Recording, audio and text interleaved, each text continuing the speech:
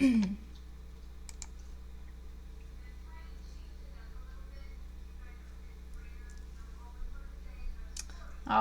dokie. Welcome to the 11 o'clock drawing class. And I don't think I'm going to have students, so I'm just going to have a recording, and I will just do what I had intentionally planned here, and the kids can pop on here. So we are starting our month of Bob Ross this time, and I'm sure most everybody is familiar with Mr. Bob Ross. He was born the same year my mom was born, 1942. And forgive me, looks like my internet is being a little wonky. If it freezes up, just bear with me. I thought I had no internet initially. I had to reboot some things, but all right. So Bob Ross was born in 1942. So not one of our masters from hundreds of years ago, right? He's more of our modern contemporary artists, and I would say different, very different from history and painters back in history. He painted mostly, as you can see, landscapes. If you've watched any of his shows, he was a TV personality because of his painting. He became famous not only for his happy little trees, but for his fluffy hair and his love for nature as well. Nature, all like animals, landscapes, trees, stuff like that. And he has created more than 30,000 paintings. Don't you think that's amazing? I can only imagine. It takes me so long to just do one reasonable painting that I'm floored. 30,000, that's a lot. And he does them really fast too. On his show, he'll create a whole painting in like 30 minutes? It's amazing. But he's also known for his soft-spoken words. Now, more history on him. As a child, in fact, I think I forgot to mention in the other class, but he helped his dad, who was a carpenter, and helped his dad do lots of carpentry work, building things. And he lost part of his index finger. This is your index finger. He lost part of it in an injury doing carpentry work.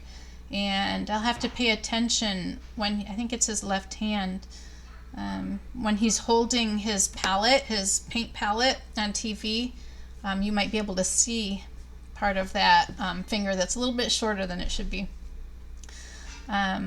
So he worked as a carpenter with his dad. He actually left school in 9th grade.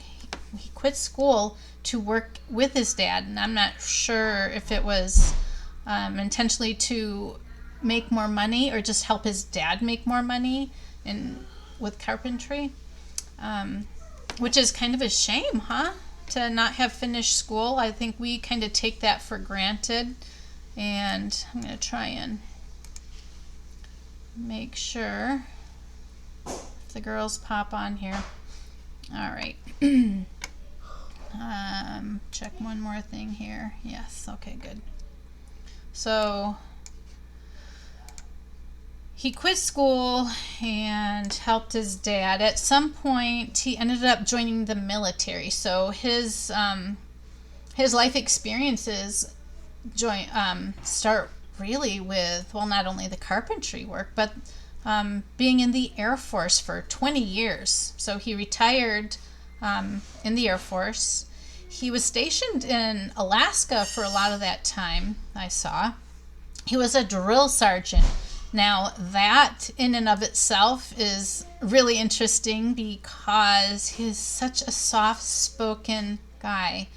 I read that he was so tired of yelling for 20 years in the Air Force that he decided when he got out he never wanted to yell again.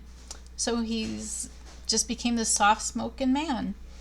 And he did earn some extra money bartending and painting in the military. So I think that is mostly when he started really painting, is those years in the military. He sold paintings for money. He did learn a wet on wet technique, which some of our artists that we've talked about last semester, especially Monet, I'm sure you're familiar with him.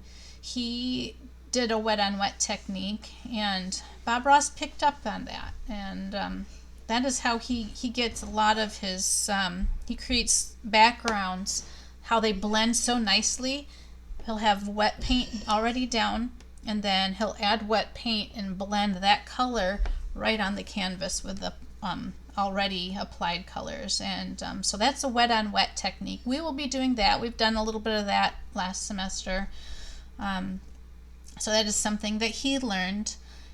He did learn from someone called William Alexander. He was a TV artist personality, and he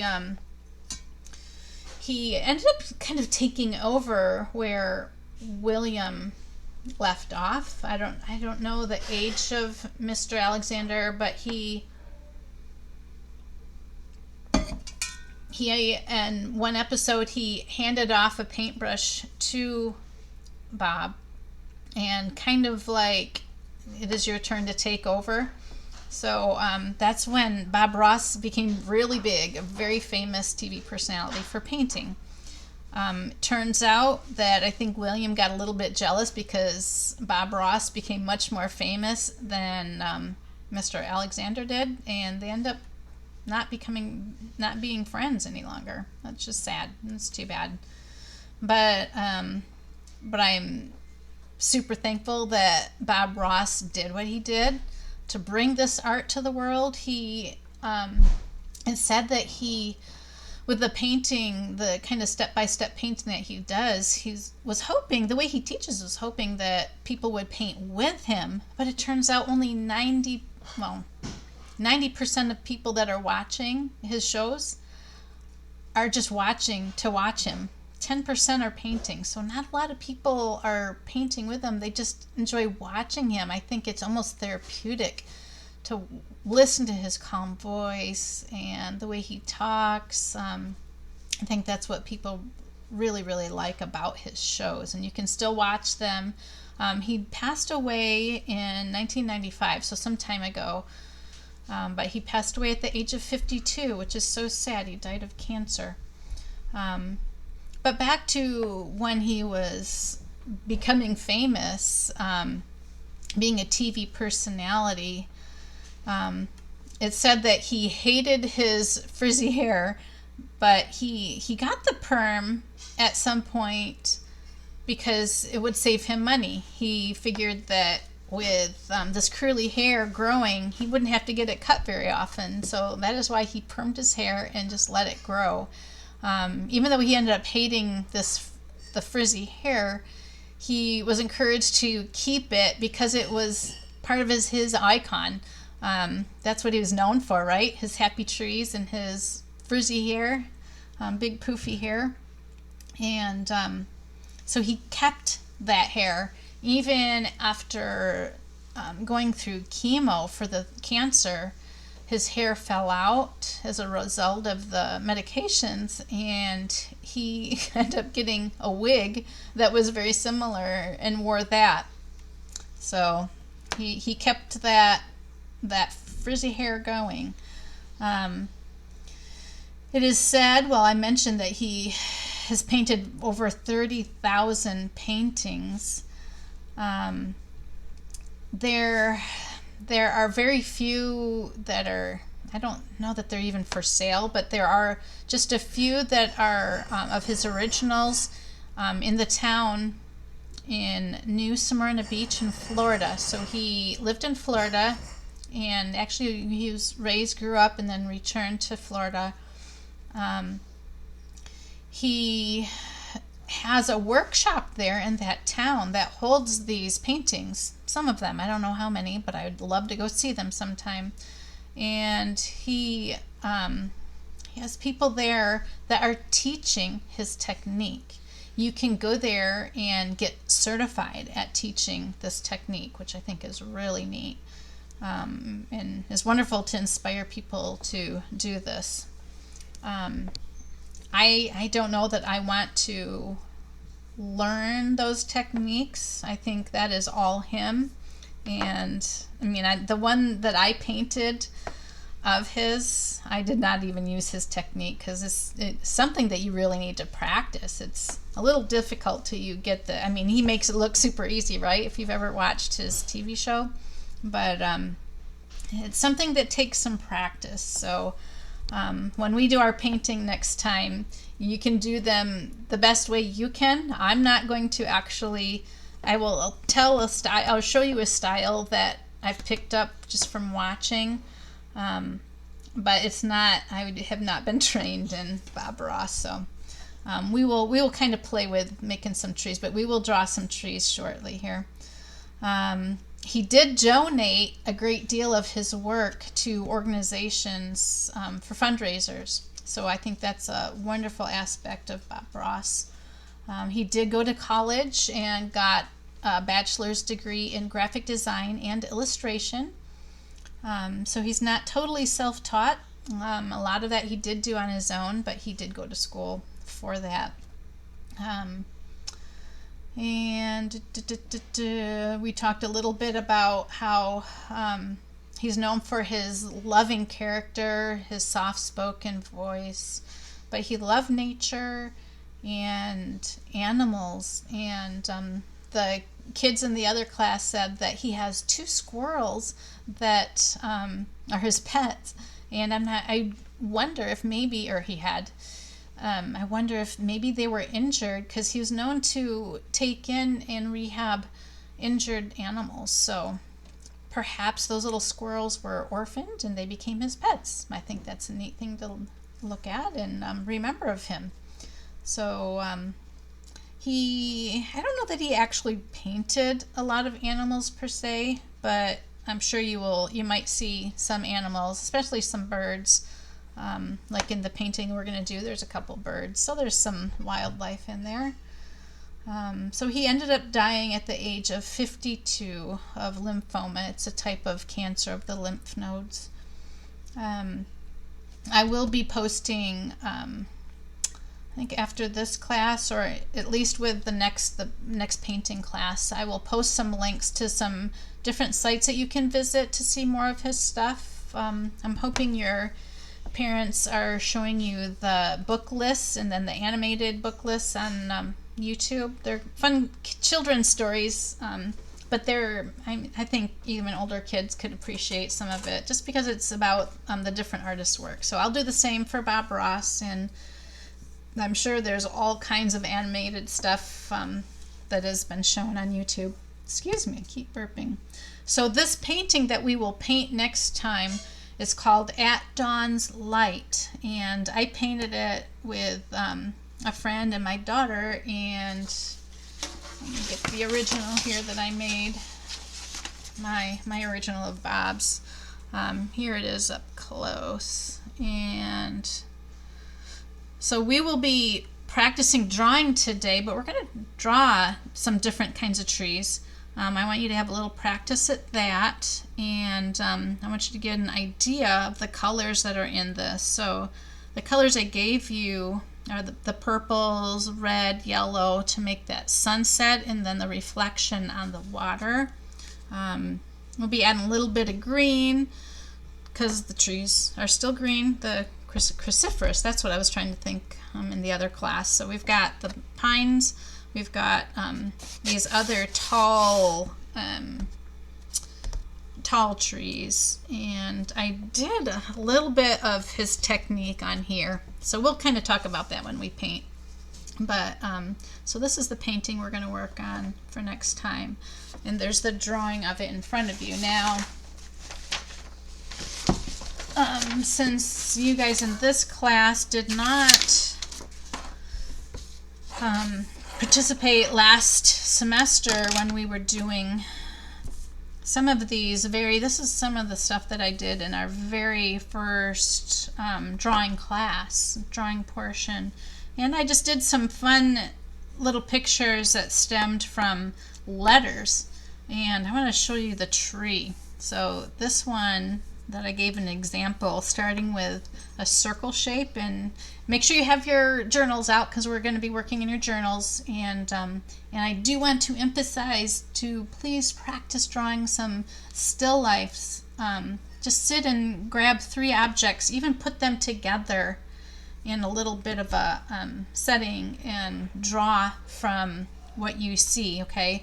A lot of people will draw or paint from memory, but the best way to draw objects are looking directly at those objects, because you might miss things. Remember when we practice, and we'll have to do that again, the hiding the stuff under your table and drawing.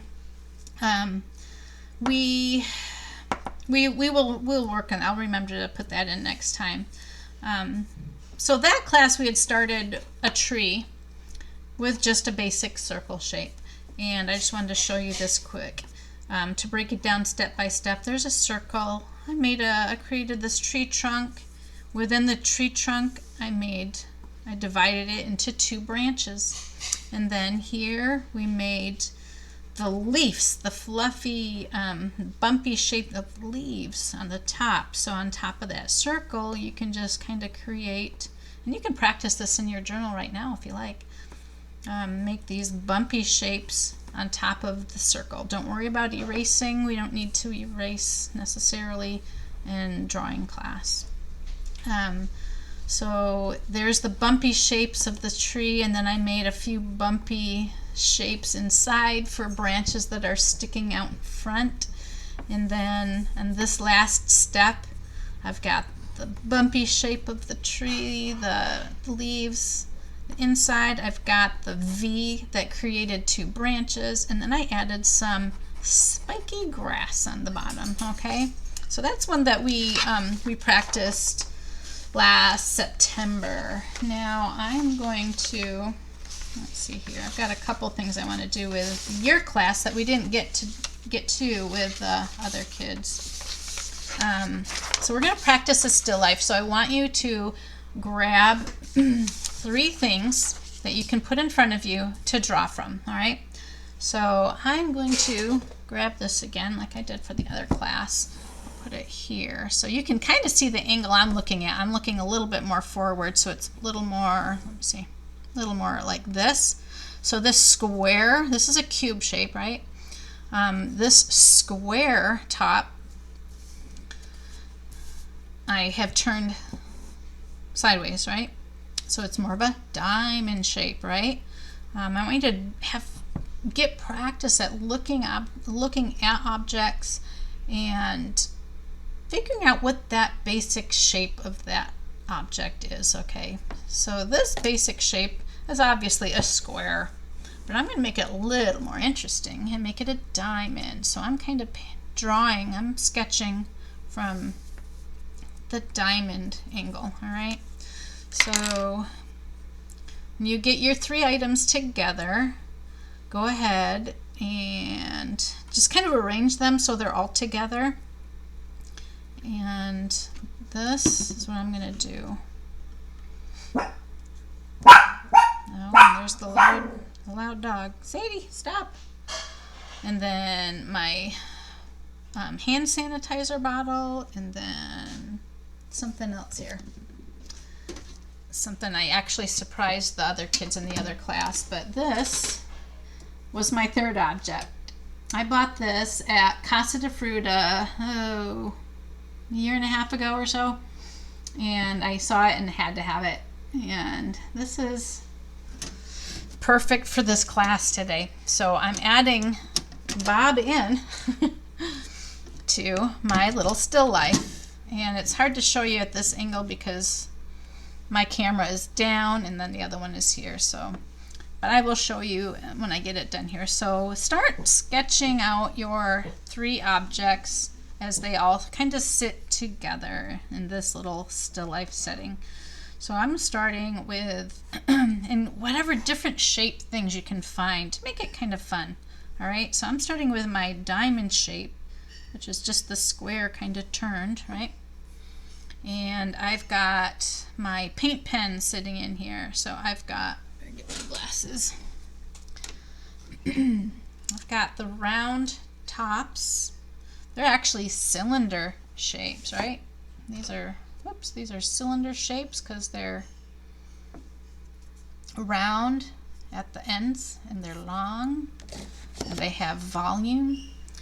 And I'm starting with the top, and I'm going to just start putting some of these cylinder shapes, circle tops, in this cube of mine. Some of these are really set down so you can't even see the length of it. They're just circles on the top. Others, because there's a few here that won't sit all the way to the bottom, so I am create some of them that are sticking up a little bit. And I'll hold this up. I know it's kind of small down here for you. They're kind of sticking out at different angles as well. So here's a bunch of my paint pens just sitting in this pencil holder. Couple of these are sticking out, and this one's actually sticking out past the container. All right, and then to make it three-dimensional, you understand two-dimensional versus three-dimensional, don't you? So two-dimensional is a drawing on this paper. That would be two-dimensional. To make it look three-dimensional, we want to show different angles, different sides, all in the same drawing. So I've got a top view. The view I'm looking at, I can see the top and these two sides, all right? And something else we'll be practicing with the painting is perspective. So actually the painting is, of course, two-dimensional. It's flat, right? We'll be practicing some perspective. That's a new word. We did a little bit of that with a different class I did, where things are bigger close up, but as they go far away, like in that drawing you see, the trees are smaller. They're not necessarily smaller, are they? They appear smaller because they're further away. That is called perspective. So I'm kind of using some perspective in this little still life here. So I'm going to put next to my maybe I can put it over where you can see a little more of the box. There we go. So I am going to make the hand sanitizer bottle. And of course, my angle is a little different looking at front on than you guys are looking at it down. So I'm making it, my hand sanitizer is kind of a rectangle shape, and I'll hold that up this way. See, it's kind of rectangle with curved corners. And then it's got cylinder tops, or a cylinder top with kind of a long nozzle. All right, so the way I'm looking at it, it's kind of sitting behind my pencil holder or paint pen holder. And I'm just going to sketch out this curved cornered rectangle. All right, that's the basic shape of this bottle. It's got curved corners, but it's pretty much a rectangle shape. And then the top, because it has kind of a cylinder, it's a round neck. I'm making that rounded, just the very top part of it, because it's rounded here. And then the nozzle has another small cylinder shape, which goes into the long nozzle where the sanitizer comes out of. Okay, so there's another shape, and to kind of create this a cylinder shape of the bottle, I'm going to kind of show how you can make it look like it has a bottom. Plus it's transparent, right? This is transparent. You can, from this angle, you can see the bottom. So that's what I'm making. I'm creating the bottom because I can see that round bottom, and then the top as well. We did a little bit of this with our Matisse painting last month, and so we got a little bit of practice of making some somewhat three-dimensional looking things. All right, so what else do I have? So the box behind me, this lunch box of my happy trees, I'm going to do part of it. And oh, do you want me to hold it up so you can see a little bit better? All right, so there's my paint pen cube, and there's my hand sanitizer, okay?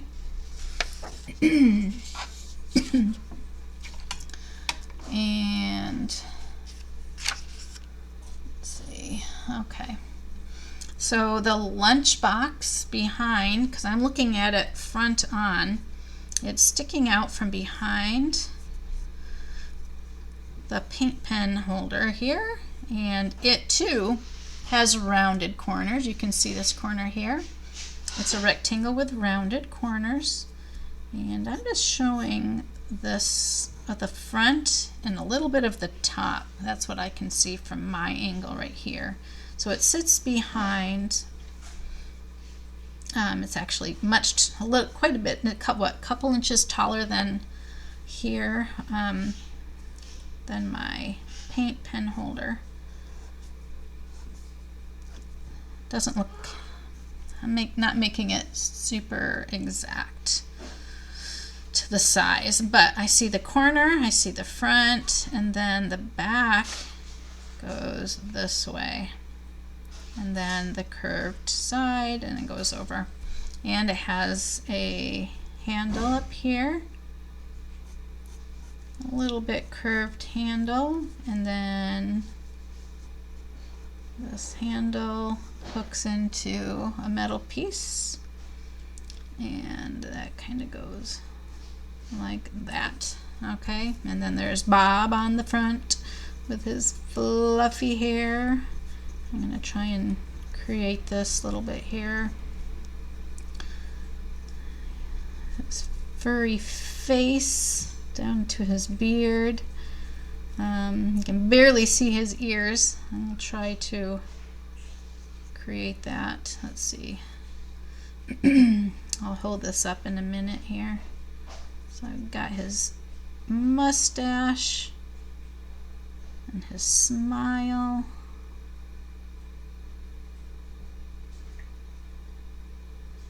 There's his happy face. And then his beard covers a lot of his face. And then his nose. So just draw what you're drawing. And then the kids in the other class asked if they could get colored pencils and markers or crayons out and to go ahead and color the stuff that we're working on. So go ahead if you all want to grab something to put some color into these sketches, go for it. All right. I'm going to continue with my Sharpie because you can just see that better. I'm not going to add color.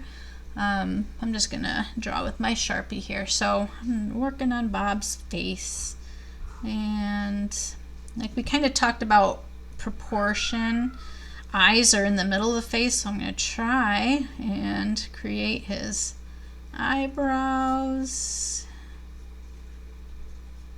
That kind of go and lead into his nose, the bridge of his nose, and then make his eye. It reminds me of the eye for Mona Lisa. Actually, yeah, you guys didn't do Matisse, did you? You did Mona Lisa with us last. There's an eye. I'm going to create his other eyebrow and the rest of his hair. Let's see, here's an eye. All right, that's my 2-minute sketch of his face. All right, so this is kind of what I'm looking at. But see how you can see the angles. You can see the top and the front of this object and the top and two of the sides of this object, and you can see kind of the round shape of this sanitizer bottle. All right, so now on your next page I want you to get to a clean page, and we're going to practice some trees. We are, where's my other, here's my example. that I found, because we're painting a few different types of trees in this painting next time, I would like you to also practice some trees. And do make sure you're getting into your journal. I want you practicing every week. Just sit and put some things together, or just sit and look out your window, or look at, maybe you have some things on the walls. Do a quick sketch of how those things are placed on your walls, okay? All the practice of drawing makes you a better drawer and painter, artist. All right, so here's some trees that we're going to work on, and then I'll give you a quick sneak peek of something I found, a lot of fun, that we're going to put in your journal. We'll do this next. How cute is that? And when you work on this, shoot, I should have put this in your kit. If you want to work on this as a painting, you can use the extra paint left over next time. So maybe I can even put this in the email to your parents. All right, we'll do that in a moment. Let's practice some different types of trees. All right, a couple of these are in this painting that we're going to do. You can see the one straight ahead, and then the trees in the background are all, I believe they're cruciferous. Correct me if I'm wrong, but they're pine needles, trees with pine needles, okay? So the first one, what would you call that? It has jagged edges. What is the basic shape of it too? So they're calling this a pyramid-shaped tree. I would just call it a triangle shape, right? Basic shape of this tree is a triangle with bumpy, jagged edges to show those pine needles, okay? And then we've got a rectangle for a tree trunk. So we have some of those in our painting, so we'll be painting those. The next one over, a full crowned tree. So this is jagged edges. It's kind of an oval shape. All right, an oval shape. Kind of comes up a little bit where the tree trunk is. And then there's your tree trunk. All right. Another kind of tree, they're calling vase shaped. I want to call this a fan shape because it looks more like a fan, doesn't it? And it kind of goes up at an angle like so. Almost diamond shaped. Doesn't this kind of look diamond shaped? If you make this bumpy, it's more of a fan or tree shape. Like so. And then a trunk that comes down like that. All right, palm trees. I'm willing to bet you might have one of these in your yard. We definitely have them here in California and in Las Vegas, don't we? We've got lots of these palm trees. So palm trees are long and slender, kind of like a pencil shape. I'm going to make it come to a point at the top. And to create palm fronds, as an example here, I'm going to make pointed branches like that, okay? Almost like a sliver of a moon, almost. But they're all stemming right from the center point. So I'm going to make several of these. So a couple coming out from the sides. You can make them a little bit longer than the one next to it. Some even kind of bend. Almost boomerang shape, huh? Make a few of those, and then on the bottom side I'm going to create more of a palm frond look. Okay, like we made bumps here, jagged bumps to create leaves. Palm fronds are pointy, so I'm making jagged edges on the palm tree, and I'll hold it up close in just a second. So I'm going with the curve of the shape because they're gently curved, and the jagged edges are only on one side. You can probably make it on both sides if you like, but when I'm painting palm fronds, I usually do just the one side of it. So these, I'm just making jagged edges going with that curved shape. If you have any questions about this, let me know. Your parents can email me since you're watching the recording. All right, one more palm frond here with jagged edges, and that's what I did. All right, here's the pine tree or Christmas tree shape. We've got a crown shape, we've got a fan shape, and then we've got our what they called a fountain shape, this palm. See how I did the palm? All right, now the other ones we'll practice here are, there we go. Actually, I will just fold it. All right, so a layered tree is pretty lumpy, so you can do kind of rounded edged outside shape. All right, this kind of creates the branches, the foliage, we can call it the foliage of the tree, that some areas kind of stick out more than others. And in general, this is just kind of the silhouette or the outside shape that you will see with this type of a tree. And I'm just using rounded squiggly lines, and I'll come down, create a trunk with branches like we did in that very first example. Create a branch here, and maybe a couple branches. All right, I made actually 3 branches. And then I'm going to come around here, more squiggly branches and leaves. And then I'm just going to cover the very top edge of the branches here, or the tree, well, branches and tree trunk. All right, so that is what they're calling or considering a layered tree. Okay, this one we do have. This is this column shaped tree. I would say like a cypress tree. We've got lots of cypress trees here in California, especially here in Los Banos. And it reminds me of the cypress tree that is in Starry Night. Did you see the shirt I'm wearing? I think you can, let me get up a little bit. I forgot to show the other kids, but where's the cypress tree? There it is. See that cypress tree on Starry Night? That's a column tree. That's this shape right here. Last semester we did Starry Night, but we put, instead of the cypress tree, we put a pumpkin with a cat on it for Halloween. So that was fun. So we did not do the cypress tree. Now we are. So, and there's some of those trees are sort of similar to this shape in the painting we're going to do. So let's make that. It's kind of a cone, a narrow cone shape.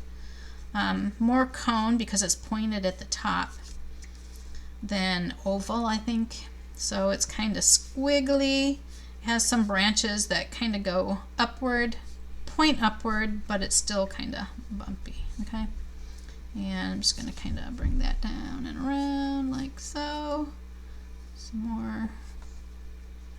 Cypress trees are kind of wild looking. They're kind of silly looking. But I found that interesting that that was the tree in Starry Night, huh? Van Gogh Starry Night. All right, so there's a column tree. All right, we've got about 15 more minutes left, just in time to finish this other thing that we didn't do with the little kids, and I wanted to spend more time with older kids. Oh, there's a louder. Sadie, shh. Sadie. Okay, weeping tree. So have you heard of a weeping willow tree? Weeping willows are typically found near water because they're very thirsty trees. They're usually pretty big. They grow really big, very full. So they're the shape of the branches and leaves. The leaves are long, kind of stringy leaves, like some, I don't know, similar to some types of palm fronds. They're kind of long, kind of pointy, but not pokey like palm fronds can be. But they reach over, let me get in the camera, there we go. the branches of a weeping willow reach over and they hang, okay, like my hand is hanging. I haven't seen a lot of them around here, but I'm sure they have them. So we're going to create kind of a lumpy top, but when we get to the sides, we want to portray weeping branches. So I'm just kind of making squiggly lines to create that, like that, okay? And we'll just keep making different branches with this droopy look. Just do your best and make kind of droopy branches. And oftentimes these branches droop to the ground. They hang way over, and I think it's the weight of those the leaves is just pulling those branches to hang way down. They will actually touch the ground. I grew up with seeing lots of those in Michigan. I'm quite sure they have some out here though. So here's some weeping, drooping branches.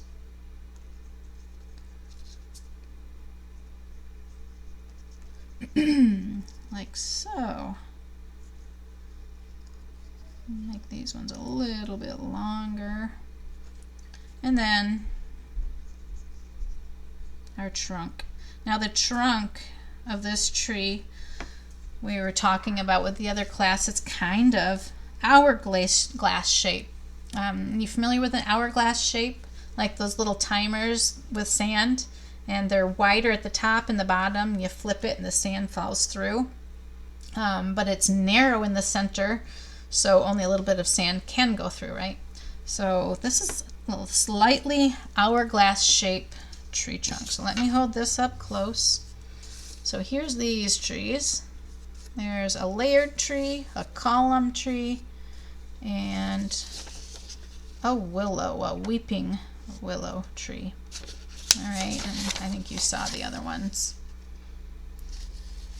All right, so those are just some different types of trees to practice on to get us ready for that painting. Now we've got about a little more than 10 minutes left. I want to, where's my other page? There it is.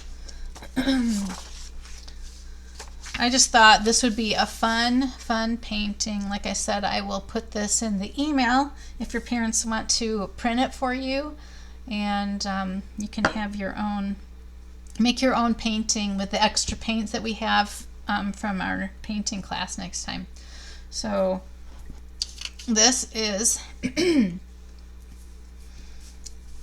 we're going to break this down into basic shapes, all right? So his face, so this is like I guess a lion, huh? Looks like a lion face with his poofy hair. They turned him, Bob, into a lion. So I'm going to kind of sketch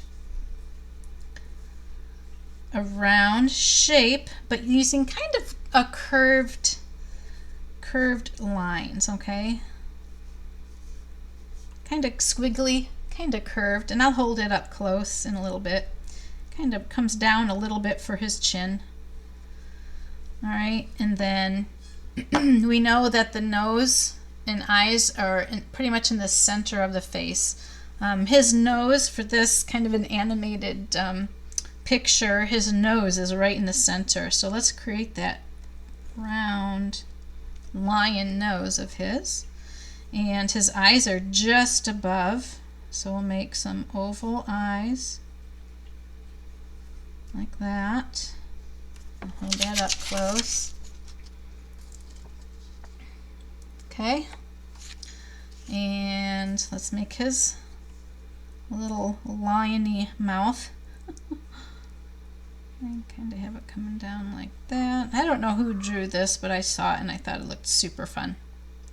I thought you guys would get a kick out of making this. So He's always got a smile on his face, so even this lion has a smile on his face to represent Bob. We've got, I'm going to actually make this, and you can color this in if you want to use the extra paints from paint class, and you've got some good paper or an extra canvas or something you might have laying around, I don't know, cardboard. You can even do this on a piece of cardboard. I'm going to make his ears. Let's see, so his ears are kind of sticking up here. I'm going to make more hair outside of his ears. So there's an ear there. We've got some squiggly hairline coming through here. You can color in the eyes, the pupils of his eyes. That's the dark part. The dark part is the pupil, the colored part is the iris. So we're just going to make the whole pupil more, just a bigger pupil. And then the other ears at an angle. If you look at, I like to do this often when I'm doing people or animals, and I look at the angle that different features are, whether it's the eyes or the ears, and I want to carry that same angle on what I'm doing. So I'm going to slide that down, that same angle. So his other ear is going to go right about here. Not totally even, it's not up, because it's at an angle, this left ear is lower. So we're making that lower, and bring that over here. What shape are these ears? Is that a triangle shape? Yep. Basic shape of the ears is, these ears are triangle shape. I'm going to bring some more of his curly hair look. Oh, kind of like that. What kind of frames his face? And then some of this. I'm going to make it a little poofier up here. Maybe even make his ears bigger, a little pointier. And if you're painting this, you'd be covering up all these extra lines. That's fine. And his poofy hair comes around here, like so. And this side. So it kind of resembles Mr. Ross, doesn't it? I'm gonna get, let's see, the easel, or his palette is in front, and that is taking up, because he uses a ginormous painting palette, doesn't he? Have you seen him? Have you watched his shows? Huge. It takes up his whole arm. I can't imagine how heavy it is. Not super heavy, because you're just holding paint, right? But it's still got some weight to it. So in this drawing, we're making it pretty big. So we're going to make an oval shape. It's more of a closed oval on this side, and it's divided on this side. So it kind of goes in and then back out, almost heart-shaped. And we've got some holes here. I'm going to show his one finger sticking out, actually two fingers. And I'm going to make that kind of like that. So you can see his finger there. We've got his dollop of paint, like so. Make some squiggy. I think this would be fun to add color to, because you can put some paint right on his palette of your own paint. So he's got his finger in here holding that palette, and we're going to give the lion, is he a dog? I want to say his hair looks more lion-y, doesn't it? I think so. So I'm going to make this collar. It looks like a dog collar, that's why I was asking. So he's got like something on his collar here. So that's his neck. And then I'm going to make his arm come up here. with a hand like so, actually a paw, right? And his thumb sticks up here a little bit and comes down. So then we only see the rest of his hand and the paintbrush. So I'm going to make the paintbrush sticking out like that. You can color that in if you like. And he's holding his paintbrush out. I'm making a teardrop shape for the bristles of the brush. You can do that. Pointy at one end and rounded here. Let me hold that up so you can see.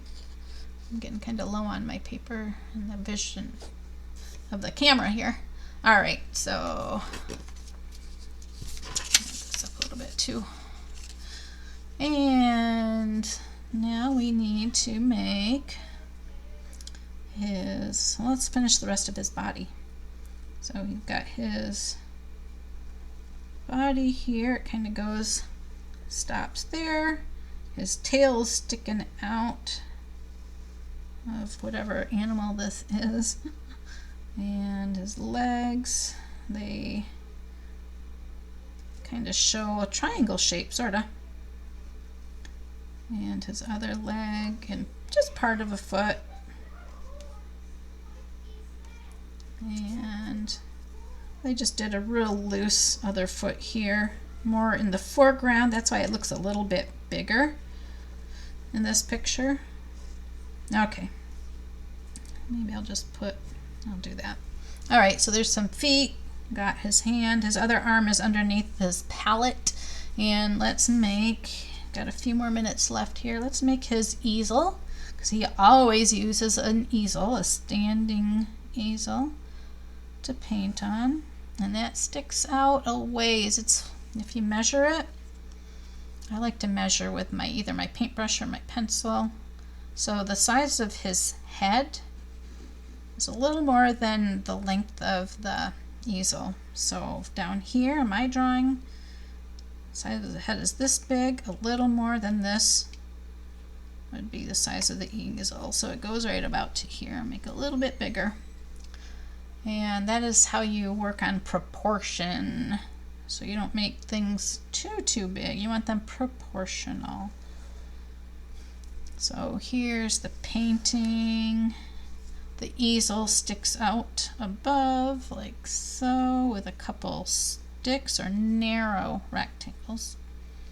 And the other one on this side like so.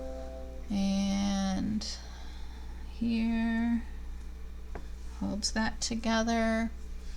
All right, the easel usually will have, it should have a ledge to put your painting on. So there's that ledge, and we'll make a leg, one leg that stops just about at the base of where the palette is. So I'm going to stop it right about here and make another leg similar to the ones we put up here, just another narrow rectangle. You don't necessarily have to make the other leg because it looks like he's standing in front of it. And then let's create mountains. He loves to paint mountains, doesn't he? So we're going to create a mountainous painting, sketch of a painting. So not to be leaving out any happy trees. So let's make a pine tree of sorts in the foreground.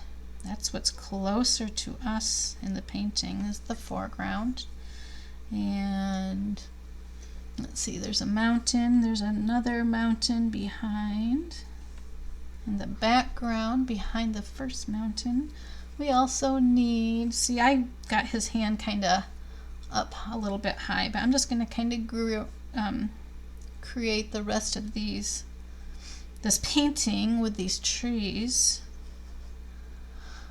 kind of around his hand. So we've got kind of a hill there. I'm willing to bet this is a lake. You think? He paints lots of lakes with reflections, really super cool reflections. And it's going to go up. We've got a line of trees here. And he's just representing the trees as pointy squiggly lines. Well, that's easy enough to do, right? We can do that. And here's the rest of the lake. The kind of the edge of the lake continues behind him. And then we've got to have some land for this tree in the foreground to sit on. So here's some land, a little bit of a lump, and it comes up. And we're going to make a tree trunk for the tree to sit into the ground. And there we have it, okay? So there is our little animated Bob Ross as a lion or a dog, one or the other. Kind of fun. So like I said, I will put this in the next email to your folks, and feel free to print it and color it in, paint it, whatever you want to do with that. Just something kind of fun today. And next time we will paint, so make sure you have your canvas out, your paints out, a cup of rinse water, got to have your rinse water, and your paper towel and your brushes. We will use both brushes because he does some different things with a flat brush as well as a round brush. Now you can see that giant paintbrush that he uses. He uses a big one, and I have not ever been comfortable enough to paint with a giant brush like that, but he does amazing details with just the corners, the very end corners of that brush. So he just does some amazing work. So that is what we will be working on next time. So make sure you're practicing your drawing in your journal. We'll talk about it next time, and I will see you in a couple of weeks. All right. You guys take care. Have a great week.